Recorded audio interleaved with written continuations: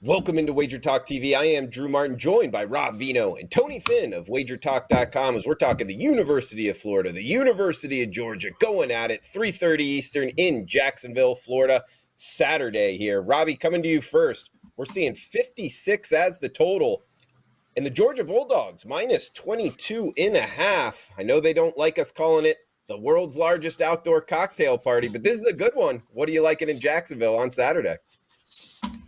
Yeah, I mean, I think we'll call it the world's largest outdoor cocktail party, no matter what they like, Drew. Because that's what it is. That's what it's been forever. That's what it'll always be. Listen, I could go through a boatload of numbers, and they all add up to Georgia, right? So to get to Florida here, you have to believe in the points, which have gone up. Or excuse me, yeah, it's kind of stayed the same. My power rating was 20.5 on a neutral field. This number is 22, so it's pretty much stayed the same. Georgia's been somewhat untested by good offenses this year. So if you really, really want to nitpick and try and make a case that Florida can move the ball consistently, you would say, since they played Oregon in game one, Georgia hasn't played a top 50 offense other than Kent State. Florida will be one top 50 offense that they'll face in that time period. And again, they played Oregon back in game number one. They knew all about Bo Nix. Bo Nix knew all about them, and it turned out the same as it did every time Bo Nix was at Auburn. So I guess if you wanted to, again, I don't want to say hate on Georgia a little bit, but nitpick at them, you would say, well, they haven't faced an offense as good as Florida yet. However, the defense has been tremendous, guys, allowing 3.3 yards per play on the ground, only 84 yards on the ground, and that's how Florida's done most of their damage. That's how a Billy Napier team plays. I mean, they lead with the run.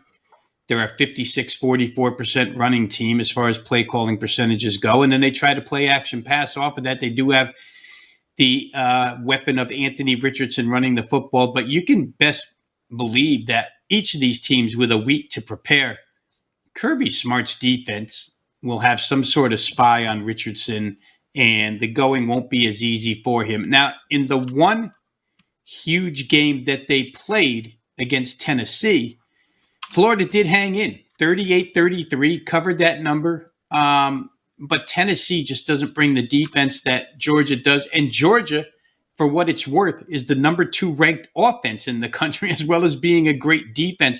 And they're number 7 as far as passing offense goes. And I think since week one, I've harped on the Florida defense. It's just been bad, guys. If you take these 4 games, Utah, Tennessee, Missouri of all teams, and LSU, the Florida pass defense has allowed 73% completions and 480 total yards per game.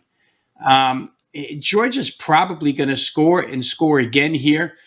Question going to be, how much can Florida score if you want to get to a side? I see this falling somewhere in the 45-17, 45-20 vicinity, which puts it well over the number. I don't think Florida's capable of holding Georgia to less than 45 unless Georgia makes mistakes.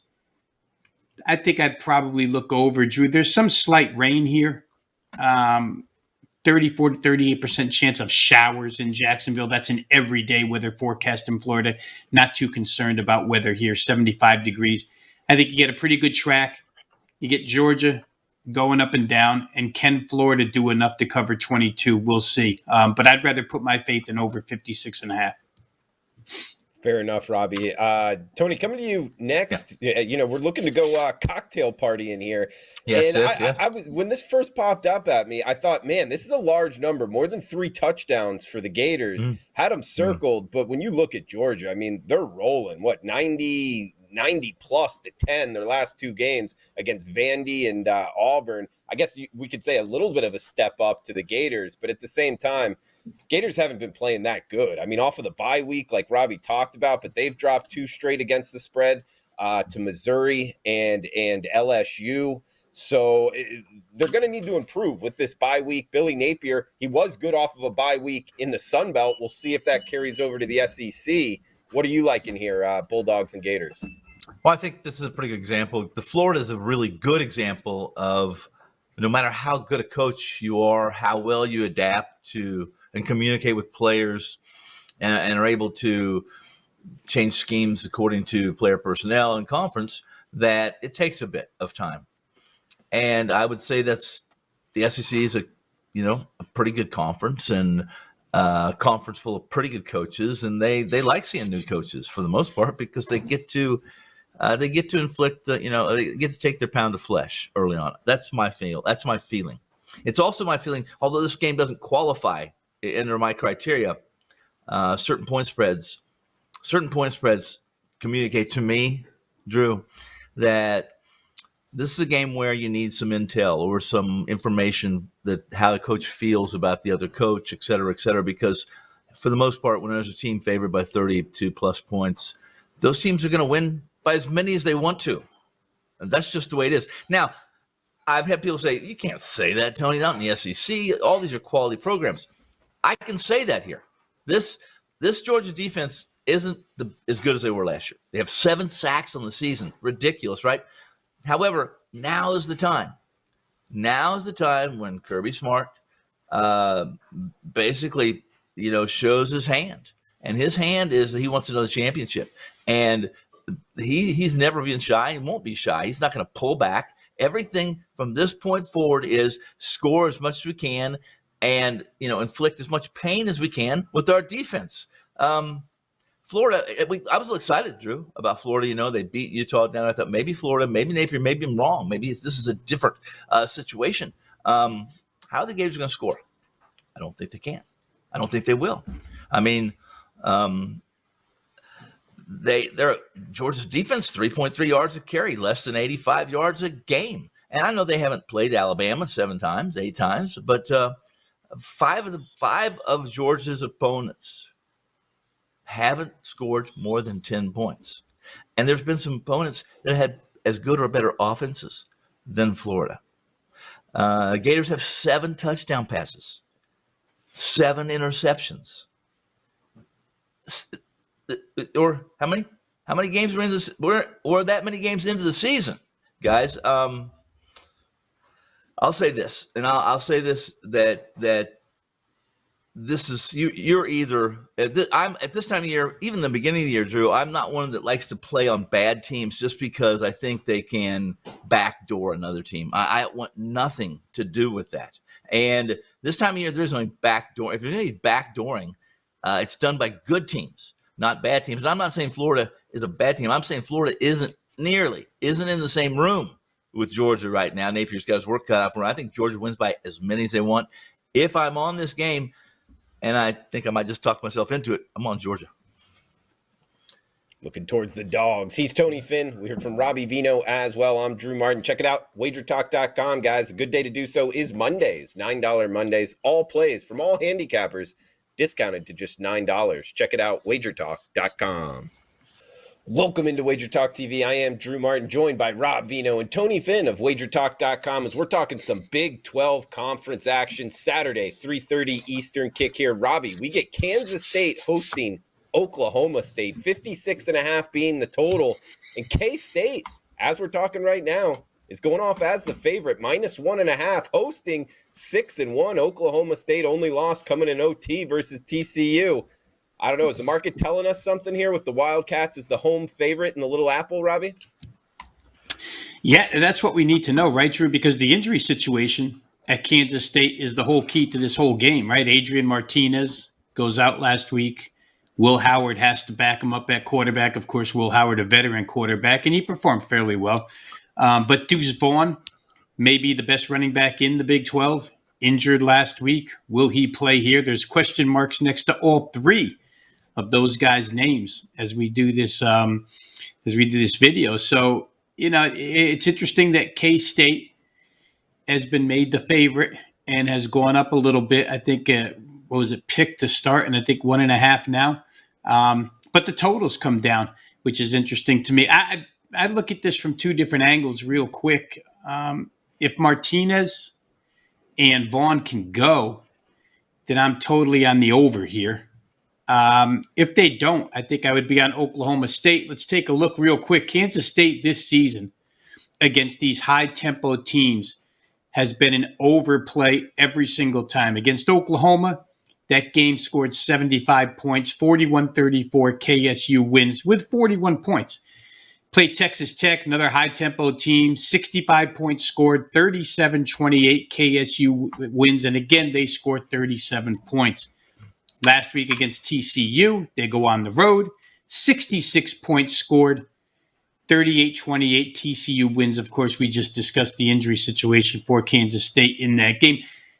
Take all of that and then know that Oklahoma State is the number 6 team in the country as far as plays per second is concerned. Oklahoma State right now running one play every 20.6 seconds.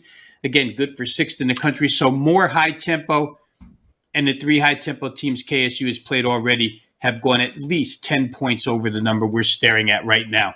I would think that a high-tempo offense, is just my own opinion as I handicap these games each year, have an advantage at this time of season.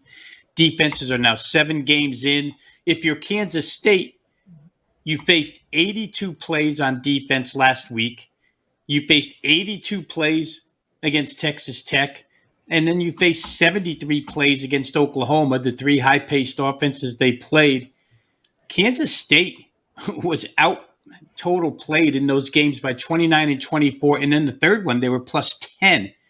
So, they've been able to hang around in all of these games, guys, despite the fact that they've given up points. They've given up yardage. They're probably going to do the same here again against this Oklahoma State team, because Oklahoma State has been so vulnerable on their defensive end, especially the backside, giving up 303 passing yards per game. Question would be, can Kansas State take advantage of Oklahoma State's weak pass defense? They haven't been a good passing team so far this season, only about 170 yards per game, a little less than that. And they don't pass it often. 56% of the play calls go to the run. In their favor, I guess you would say, is the fact that recently Oklahoma State's been steamrolled on the ground. Last 2 weeks, they've given up over 200 yards each, so maybe K-State can do that to them as well. Again, you go through these numbers, and it just brings me to 2 pretty definitive conclusions. Just don't know what the injuries are going to bring here, but if Martinez and Vaughn go, if one of them goes, I think you have to play over in a good weather situation here in Manhattan, Kansas. If neither of those guys plays, I think I would play Mike Gundy in Oklahoma State here in what's a very, very big game in the Big 12 standings. Yeah, this is a big one. Manhattan, Kansas, Saturday, Tony. What are you liking, Cowboys and Wildcats? I'm all about staying away from Kansas State typically when they're in Snyder Family Stadium in the Little Apple. However, in this situation, and Rob did a really good job of breaking this down and giving you columns and numbers that you can set side by side and understand, and how you assess those numbers or how you infuse one to the other. It can be done in many, many different ways. But I really trust this Gundy. If you've followed Oklahoma State as long as I have, covered the Big 12 for years, when Gundy just came up, it's amazing how far he's come and how well he does and is adjusting and communicating with his coordinators. Rob talked about the pass defense and the yards they're giving up to the air. If you look at the points per game they're giving up, they really are a true a bend and don't break, which is always, listen, if you're a bend and don't break in the Big 12, you're going to win a lot of games, because this is a league that has been called defenseless for years and years. Much of that has to do with some of the talent they've had offensively, but this is an Oklahoma State team that I believe it's the best team, balanced, top of the roster, to the guys who don't see 1 minute of playing time but are mission critical during practice week. Oklahoma State Cowboys are the best team. And I think they'll prove it. I think in the end that will all wash out. Kansas State fights and they claw, they scratch, they always play above their pay grade. But with this line and this matchup, even though it's in Snyder Family Stadium in Little Apple, I'm all over the Cowboys. He's Tony Finn. You heard from Robbie Veno as well. Check them both out, wagertalk.com. Guys, a good day to do so. Tuesdays, it's $2 Tuesdays. Top handicappers, top play, discounted to, you guessed it, just $2. Check it out, wagertalk.com.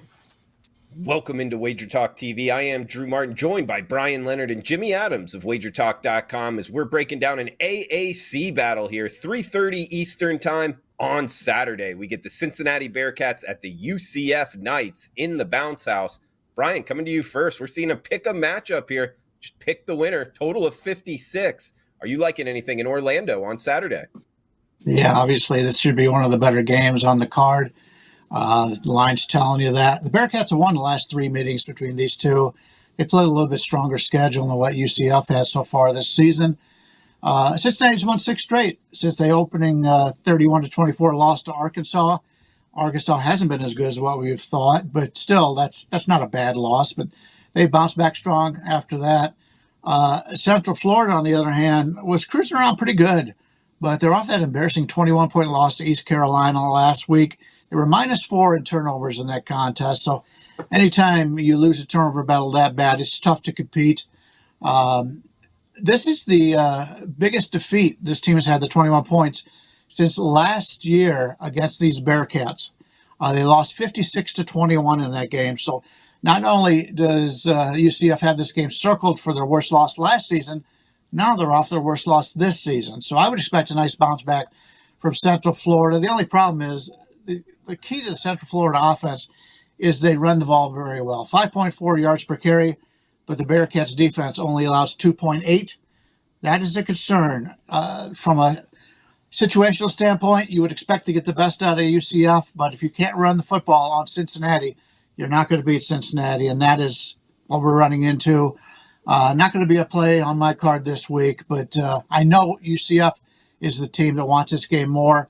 We'll see if they get it. Yeah, Bryan, good points there with the rushing matchup. Jimmy, coming to you next.